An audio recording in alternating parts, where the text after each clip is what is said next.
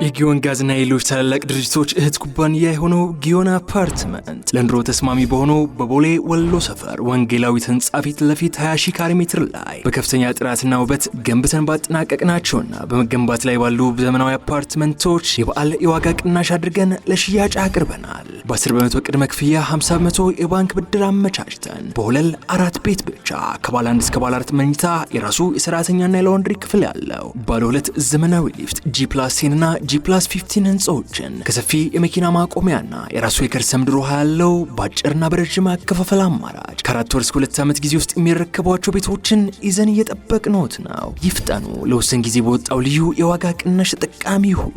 ለበለጠ መረጃ በ0974 178499 ወይንም በ0914 355605 ይደውሉ። ሰላም ጤና ይስጥልን። የተወደዳችሁና የተከበራችሁ የገበያ ሚዲያ ተከታታዮቻችን እንደምን አላችሁ? ይህ በሮሃ ፎሬክስ ቢሮ ስፖንሰርነት ወደ እናንተ የሚደርሰው ዕለታዊ የምዕራፍ 1 የቢዝነስ ዜናችን ነው። በቢዝነስ ዜና ወጃችን ላይ የሮሃ ፎሬክስ ቢሮን የዕለቱ ምንዛሬ ዋጋን አካተን እንድትከታተሉን እየጋበዝን ለዕለቱ ወደ ያዝንላችሁ ዜናችን እናልፋለን። በቅድሚያም አርዕስቶችን እናስቀድም። የመንጃ ፈቃድ አገልግሎትን በተመለከተ አስደሳች መረጃ ወጥቷል። የምትሰሙት ይሆናል። የተፈቀደልን የቤት መስሪያ ቦታ ምላሽ ሳያገኝ ዓመት ሊሞላው ነው በማለት የጤና ባለሙያዎች ቅሬታ ቀርበዋል። ጉዳዩን በተመለከተም የሚመለከተውን አካል ምላሽ በዝርዝር ይዘናል። በኢትዮጵያ በኤሌክትሪክ የሚሰሩ የአየር ታክሲና ሰው አልባ ተሽከርካሪዎች ሊመረቱ መሆኑ ተሰምቷል። ምርቶቹን የሚያስጀምረው ኩባንያም ይፋ ሆኗል። በዝርዝር እናደርሳችኋለን። ከታክስ ጋር በተገናኘ በርካታ መዝገቦች ላይ ውሳኔ መሰጠቱ ታውቋል። ሙሉ መረጃውን ይዘነዋል። ህብረተሰቡ ላይ ከፍተኛ ጉዳት ያደርሳሉ የተባሉ በብዙ ሚሊዮን ገንዘብ የሚገመቱ የምግብ የመጠጥና ጤና ነክ የፍጆታ ምርቶች መወገዳቸው ተገልጿል። የሚሉትንና ሌሎች የተመራረጡ የቢዝነስ መረጃዎቻችንን ይዘናል። አዳዲስና ትኩስ የቢዝነስ መረጃዎችን ለማግኘት ታዲያ የገበያ ሚዲያን እንድትወዳጁ እየጋበዝን በዝርዝር ወደምንመለከታቸው መረጃዎቻችን እናልፋለን። ከኢትዮጵያ ወደ ውጪ ከሚላኩ ምርቶች ከ75 በመቶ በላይ ድርሻ ያለው የአትክልትና ፍራፍሬ ምርት መሆኑ ተነገረም። ኢትዮጵያ ባለፉት 8 ወራት ብቻ ከአበባ ምርት ዘርፍ 366 ሚሊዮን የአሜሪካ ዶላር ገቢ ማግኘቷን የግብርና ሚኒስቴር አስታውቋል። የሆርቲካልቸር ዘርፍ በአሁኑ ጊዜ በሀገሪቱ ውስጥ ከሚገኙት ከፍተኛ 3 የውጭ ምንዛሬ ከሚያስገኙ ዘርፎች መካከል አንዱ መሆኑን የግብርና ሚኒስተሩ ዶክተር ግርማ መንቴ ተናግረዋል። በዚህም ኢንዱስትሪው በሀገሪቱ በተለያዩ አካባቢዎች በአነስተኛ መካከለኛና ትላልቅ ኢንተርፕራይዞች እንዲስፋፋ አስተዋጽኦ እያበረከተ ይገኛል ብለው ዘርፉ ለወጣቶች በርካታ የሥራ ዕድሎችን በመፍጠር ከ80 በመቶ በላይ የሚሆኑት ሰራተኞች ደግሞ ሴቶች መሆናቸውን ገልጸዋል። የዓለም የአኗኗር ዘይቤ ወደ ፍራፍሬና አትክልት ፍጆታ እየተቀየረ መሆኑን መንግስት ለግል ዘርፍ ተሳታፊዎች የተሻለ ምቹ ሁኔታ ለመፍጠር የፖሊሲና የዘርፍ ማሻሻያዎችን እያደረገ መሆኑንም አክለዋል። የመንግስት ሀብትና ንብረት ብክነትን እንዲሁም ምዝበራን ለመከላከል ኃላፊነትና ተጠያቂነትን ማረጋገጥ ይገባል ተባለም። የአዲስ አበባ ከተማ ምክር ቤት በመንግስት በጀት አስተዳደርና ቁጥጥር ጉዳዮች ቋሚ ኮሚቴ ክትትልና ቁጥጥር ከተደረገባቸው ተቋማት አንዱ የሆነው ዋና ኦዲተር መስሪያ ቤት በአዲስ አበባ ከተማ ምክር ቤት የመንግስት ዋና ተጠሪን ጨምሮ ባለድርሻ አካላትና የተመረጡ ኦዲት ተደራጊ ተቋማት በተገኙበት ውይይት ተካሂዷል። በአዲስ አበባ ውስጥ ያሉ የመንግስት ተቋማት ሀብት ሕግና ስርዓትን ተከትለው እንዲተዳደሩና ለታለመላቸው ዓላማ እንዲውሉ ትልቅ ኃላፊነት የተሰጣቸው አስፈጻሚ አካላት እንደመሆናቸው መጠን የተሰጣቸውን ኃላፊነትና ተልዕኮ በአግባቡ መወጣት እንዳለባቸውም ተገልጿል። ተቋማት ለረጅም ዓመታት ሲንከባለሉ የነበሩ የኦዲት ግኝቶችን የማስተካከያ ሥራ በመስራትና የእርምት እርምጃ እየወሰዱ መምጣታቸው እንዲሁም አጠቃላይ ስለ ኦዲት አደራረግና የሕግ ተጠያቂ ስርዓትን ከማስፈን አንጻር እንዲሁም የማስተካከያ እርምጃ አወሳሰድ ላይ ያተኮረ ሰነድ ቀርቦም ውይይት ተደርጎበታል። የአዲስ አበባ ከተማ ምክር ቤትም የኦዲት ፎረሙን በማጠናከር ፎረሙን በሕግና አሰራር ማደራጀት፣ የክትትልና ግምገማ አሰራር እንዲሁም ስርዓትን በግልጽ ማስቀመጥ፣ የከተማውና የክፍለ ከተማውን የኦዲት ፎረም አፈጻጸም በጋራ ወይም በተናጠል መድረክ መገምገም እንዲሁም ደግሞ የሕግ ተጠያቂነት እንዲተገበር ግፊት ማድረግ እንደሚገባም ተገልጿል። የኦዲት ግኝቶችን መቀነስ የሚቻለው የውስጥ ኦዲተሮችን በማጠናከር ነው የተባለ ሲሆን በክትትልና ቁጥጥር ስራዎችን በርካታ የኦዲት ግኝቶች እንደሚገኙና በተለይም አሰራሩን ጠብቆ ገዢ ካለመፈጸም የሚስተዋሉ ችግሮችና የቆዩትን ችግሮችን በመመሪያው መሰረት ከማስመለስ ጋር በተያያዘ አቅጣጫ ይሰጣል። ነገር ግን የእርምት እርምጃ ከመውሰድ አንጻር ውስንነቶች እንዳሉ ይታያልም ተብሏል። ግምታዊ ዋጋቸው ከ2 ሚሊዮን ብር በላይ የሚያወጣ ለፀሐይ ተጋላጭ ሆነው የተገኙ ምግብ፣ መጠጥና ጤና ነክ የሆኑ ምርቶች መወገዳቸውን የአዲስ አበባ ምግብና መድኃኒት ባለስልጣን አስታወቀም። ባለስልጣኑ ያስወገዳቸው ምርቶችም የተሰበሰቡት 3624 በሚሆኑ ሸቀጣ ሸቀጦች በሚሸጥባቸው መደብሮች ሲሆኑ በምግብ በኩል ከ7800 ኪሎ ግራም በላይ፣ በመጠጥ በኩል ከ16100 ሊትር በላይ፣ የጽዳትና ውበት መጠበቂያ ደግሞ ከ1700 ኪሎ ግራም በላይና 25 እሽግ የዳይፐር ምርቶች መሆናቸው ተገልጿል። ባለስልጣኑ ምርቶችን ለፀሐይ አጋልጠው በተገኙ 65 የሸቀጣ ሸቀጥ ሱቆች ላይ የማሸግ እርምጃ የወሰደ ሲሆን ሊታረሙ ይችላሉ በማለት የመጨረሻ የጽሑፍ ማስጠንቀቂያ የተሰጣቸው ደግሞ 410 በአጠቃላይ 475ቱ ላይ አስተዳደራዊ እርምጃ መውሰዱን ይፋ አድርጓል።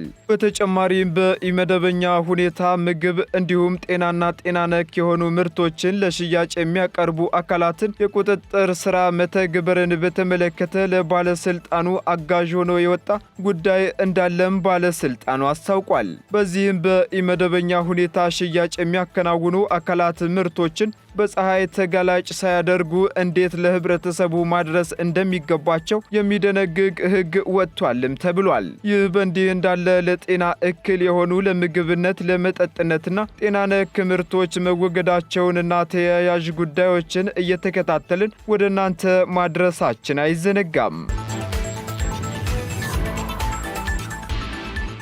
የአዲስ አበባ ታክስ ይግባኝ ኮሚሽን ከታክስ ጋር በተያያዘ 439 መዝገቦች ላይ ውሳኔ መስጠቱን አስታወቀም።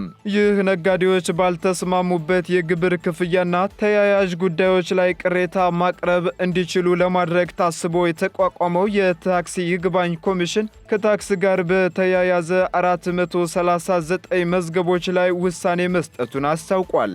የአዲስ አበባ ከተማ ታክስ ይግባኝ ኮሚሽን የሰሚና ውሳኔ ሰጪ ዳይሬክተር አቶ ተሰማ ኃይሉ ከባለፈው ዓመት የተሸጋገሩ 856 መዝገቦችን ጨምሮ 439 ላይ ውሳኔ እንደተሰጠባቸው ተናግረዋል። ውሳኔው ከተሰጠባቸው መዝገቦች በተጨማሪ 417 የሚሆኑት በሂደት ላይ መሆናቸውን ያነሱት ዳይሬክተሩ አፋጣኝ ውሳኔ ለመስጠት ከአዲስ አበባ ገቢዎች ቢሮ ጋር በጋራ በመሆን የክትትል ስራዎችን በመስራት ላይ እንደሚገኙም ገልጸዋል። የነጋዴው ማህበረሰብ ያልተገባ የታክስ ክፍያና መሰል ጉዳዮች ሲገጥሟቸው እንዲሁም ወደ ኮሚሽኑ ሲመጡ መረጃዎችን አደራጅተው ባለመቅረባቸው ለእንግልት እየተዳረጉ በመሆኑ ትኩረት ሊያደርጉበት እንደሚገባም አቶ ተሰማ አሳስበዋል። በዚህም ባለ ጉዳዮች እንዳይንገላቱ መረጃዎችን በማደራጀት በየክፍለ ከተማው አገልግሎቱን ማግኘት እንዲችሉ እንዲሁም ደግሞ ችግሩን ለመፍታት ደግሞ የግንዛቤ ስራ ላይ በትኩረት በመስራት የመረጃ ተደራሽነቱን በማስፋት ከገቢዎች ቢሮ ጋር በቅንጅት እየተሰራ ስለመሆኑም ተጠቁሟል። የክልሉ መንግስት የፈቀደልን የቤት መስሪያ ቦታ ምላሽ ሳያገኝ ዓመት ሊሞላው ቀናት ብቻ ቀርተውታል ሲሉ የጤና ባለሙያዎች ቅሬታቸውን አሰሙ። በኦሮሚያ ክልል አዳማ ከተማ በመንግስት የጤና ተቋማት የሚሰሩ የጤና ባለሙያዎች የክልሉ መንግስት የፈቀደልን የቤት መስሪያ ቦታ ምላሽ ሳያገኝ ዓመት ሊሞላው ቀናት ብቻ ቀርተውታል ሲሉ ቅሬታቸውን አቀርበዋል። የክልሉ ፕሬዝዳንት ጽሕፈት ቤት የጤና ባለሙያዎች ማህበር ያቀረበውን ጥያቄ ተቀብሎ ለኦሮሚያ ክልል የከተማ ልማትና ቤቶች ቢሮ ባለፈው ግንቦት 2016 ዓ.ም መመሪያ መስጠቱን የክልል ፕሬዝዳንቱ ከጻፈው ደብዳቤ ላይ መረዳት ችያለው ሲል ዋዜማ ዘግቧል። በመንግስት የጤና ተቋማት የሚሰሩ የጤና ባለሙያዎችም አቤቶታቸውን ለማሰማት ወደ አዳማ ከንቲባ ጽሕፈት ቤት ሲሄዱ በጸጥታ ኃይሎች በኃይል ተገፍተው እንደወጡም ገልጸዋል። ጉዳዩን በተመለከተም ጥያቄ የቀረበላቸው የአዳማ ከተማ ከንቲባ በበኩላቸው ለባለሙያዎቹ የመሬት አሰጣጡ ሂደት እንደተጀመረ ተናግረዋል ተብሏል። ባለሙያዎቹ ከከንቲባ ጽሕፈት ቤት በጸጥታ ኃይሎች ግፊት እንዲወጡ ተደርገዋል መባሉን ግን ከንቲባው ይህ ከእውቅናዬ ውጭ ነው በማለት ምላሽ መስጠታቸውን ዘገባው ጠቅሷል። የቻይና ኩባንያ በኢትዮጵያ በኤሌክትሪክ የሚሰሩ የአየር ታክሲና ሰው አልባ ተሽከርካሪዎችን ሊያመርት ነው ተባለ። የቻይናው ሻንሃይ ላውንች ዲዛይን አውቶሞቲቭ ኩባንያ በኢትዮጵያ ውስጥ በኤሌክትሪክ የሚሰሩ የአየር ታክሲና ሰው አልባ ተሽከርካሪዎችን ጨምሮ ዘመናዊ ተሽከርካሪዎችን ለማምረት ፍላጎት እንዳለው አስታውቋል።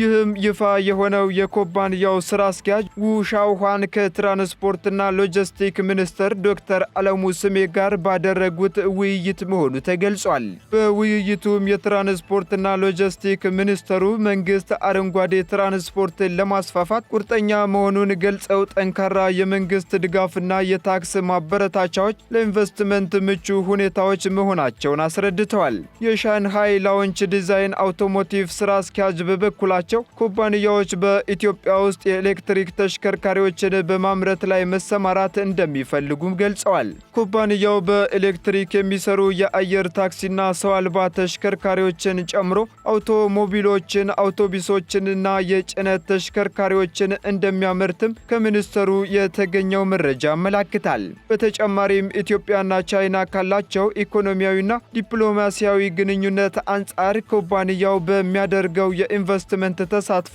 ከሚገኘው ኢኮኖሚያዊ ትርፍ ባሻገር የሁለቱን ሀገራት ወዳጅነት የበለጠ ያጠናክራል ተብሏል። የመንጃ ፍቃድ እድሳት አገልግሎት በመታወቂያ አድራሻ ሳይገደብ በየአቅራቢያው እንዲሰጥ ተፈቀደ። የአዲስ አበባ ከተማ አስተዳደር የአሽከርካሪና ተሽከርካሪ ፍቃድና ቁጥጥር ባለስልጣን ከዛሬ ማለት መጋቢት 24 ቀን 2017 ዓ.ም ጀምሮ የመንጃ ፍቃድ እድሳት አገልግሎት በመታወቂያ አድራሻ ሳይገደብ በየአቅራቢያው እንዲሰጥ መፍቀዱን አስታውቋል። ባለስልጣኑ ህብረተሰቡ በዘርፉ ቀልጣፋ አገልግሎት እንዲያገኝ በርካታ አሰራሮችን በማሻሻል የተገልጋይ እርካታን ለማረጋገጥ ከፍተኛ ጥረትና ለውጥ እየተደረገ መሆኑን ገልጿል። በ2017 በጀት ዓመት ከተለዩና ለዓመታት የከረሙ የመልካም አስተዳደር ጥያቄዎች ውስጥ አንዱ በመታወቂያ አድራሻ ሳይገደብ በየአቅራቢያው መንጃ ፍቃድ የማደስ ጥያቄ እንደሚገኝበት የባለስልጣኑ መረጃ ያመለክታል። ከዚህ ቀደም የአዲስ አበባ መንጃ ፍቃድ ለማደስ በመንጃ ፍቃዱ ላይ ወደ ተገለጸውና ፋይሉ ወዳለበት ክፍለ ከተማ ወይም የመታወቂያ አድራሻ የሚገኝ አሽከርካሪና ተሽከርካሪ ፍቃድና ቁጥጥር ባለስልጣን ቢሮ ውጪ ማደስ እንደማይቻል ይታወሳል። ከዛሬ ጀምሮ ግን በየትኛውም አቅራቢያ በሚገኝ ቦታ በመታወቂያ አድራሻ ሳይገደብ መንጃ ፍቃድ ማሳደስ ይቻላል ተብሏል። ተገልጋዮች በሚቀርባቸው ቅርንጫፎች ፋይላቸው ያለበት ቅርንጫፍ ሳይጠየቅ የጤና ምርመራ ሰርተፊኬትን በመያዝ ብቻ የመንጃ ፍቃድ እድሳት አገልግሎት እንዲያገኙ መወሰኑም ተመላክቷል። ቀጥለናል። የተከበራችሁ ተከታታዮቻችን፣ በመጨረሻም የሮሃ ፎሬክስ ቢሮን የዕለቱ የውጭ ምንዛሬ ተመን ወደ እናንተ እናደርሳለን። አንድ የአሜሪካ ዶላር 149 ብር እየተገዛ 151 ብር ከ98 ሳንቲም እየተሸጠ ይገኛል። እንዲሁ ፓውንድ ስተርሊንግ ደግሞ 180 ብር መግዣው ሲሆን መሸጫው ደግሞ 183 ብር ከ60 ሳንቲም ሆኗል። ዩሮ 157 ብር እየተገዛ 160 ብር ከ14 ሳንቲም መሸጫው ሆኗል። እንዲሁ ስዊስ ፍራንክ ደግሞ 159 ብር እየተገዛ 162 ብር ከ18 ሳንቲም እየተሸጠ ይገኛል። የተባበሩት አረብ ኤምሬት ድራም ደግሞ 40 ብር መግዣው ሲሆን መሸጫው ደግሞ 40 ብር ከ80 ሳንቲም ሆኗል። የሳውዲ ሪያል እንዲሁ 39 ብር እየተገዛ 39 ብር ከ78 ሳንቲም እየተሸጠ ይገኛል። የቻይናው ዩዋን 20 ብር እየተገዛ 20 ብር ከ40 ሳንቲም እየተሸጠ መሆኑ የዕለቱ የውጭ ምንዛሬ ተመን መረጃ ያመላክታል። የተወደዳችሁና የተከበራችሁ የገበያ ሚዲያ ተከታታዮቻችን ለምዕራፍ አንድ ያዝንላችሁ የቢዝነስ መረጃዎቻችን እነዚህን ይመስሉ ነበር። አዳዲስና ትኩስ የቢዝነስ መረጃዎችን ለማግኘት ታዲያ የገበያ ሚዲያን እንድትወዳጁ እንጋብዛለን። ሰናይ ጊዜን ተመኘን። የጊዮን ጋዝና የሌሎች ታላላቅ ድርጅቶች እህት ኩባንያ የሆነው ጊዮን አፓርትመንት ለኑሮ ተስማሚ በሆነው በቦሌ ወሎ ሰፈር ወንጌላዊት ህንጻ ፊት ለፊት 20 ሺህ ካሬ ሜትር ላይ በከፍተኛ ጥራትና ውበት ገንብተን ባጠናቀቅናቸውና በመገንባት ላይ ባሉ ዘመናዊ አፓርትመንቶች የበዓል የዋጋ ቅናሽ አድርገን ለሽያጭ አቅርበናል። በ10 በመቶ ቅድመ ክፍያ 50 በመቶ የባንክ ብድር አመቻችተን በወለል 4 ቤት ብቻ ከባለ 1 እስከ ባለ 4 መኝታ የራሱ የሰራተኛና የላውንድሪ ክፍል ያለው ባለ 2 ዘመናዊ ሊፍት G+10 እና G+15 ህንጻዎችን ከሰፊ የመኪና ማቆሚያና የራሱ የከርሰ ምድር ውሃ ያለው በአጭርና በረጅም አከፋፈል አማራጭ ከ4 ወር እስከ 2 ዓመት ጊዜ ውስጥ የሚረከቧቸው ቤቶችን ይዘን እየጠበቅነዎት ነው። ይፍጠኑ። ለወሰን ጊዜ በወጣው ልዩ የዋጋ ቅናሽ ተጠቃሚ ይሁኑ። ለበለጠ መረጃ በ0974 178499 ወይንም በ0914 355605 ይደውሉ።